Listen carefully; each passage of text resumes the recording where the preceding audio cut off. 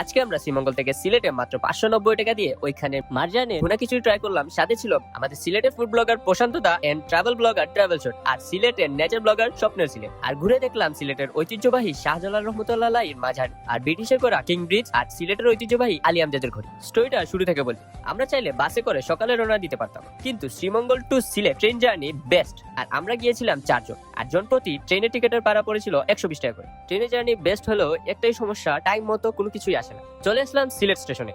আমাদের প্রথম কাজটি হচ্ছে কিছু একটা খাওয়া, তাই আমাদের প্রথম ডেস্টিনেশন হচ্ছে হয়তো শাহজালাল রহমতুল্লাহির মাজার। মাজারের সামনে অনেক রেস্টুরেন্ট আছে, ওইখানে কোনো একটা রেস্টুরেন্টে ঢুকে দুপুরে খাবার খেলাম। মুরু পড়েছে 150 টাকা করে। তারপর একটু ওয়েট করার পরে চলে আসলো সিলেটের ট্রাভেলার ফাহিম ভাই, ওনার সাথে ঘুরলাম পুরো শাহজালাল মাজার। শাহজালাল মাজারের ভিতর ঢুকলে মনে হয় তার ভিতরে আলাদা একটা উৎসব চলতেছে। হয়তো শাহজালাল রহমতুল্লাহ আলাইহির জন্যই সিলেটের গৌর গোবিন্দর পতন হয়, আর এই সিলেট হয়ে যায় একটা শান্তি শহর। এখানে আমরা হিন্দু, মুসলমান, বৌদ্ধ, খ্রিস্টান সব মিলেমিশে একসাথে বসবাস করতে পারি। আর এই মাজারে শুধু মুসলমানরাই আসে এমনটা না, সব ধর্মের মানুষই এই ঐতিহাসিক জায়গাগুলো দেখতে আসে।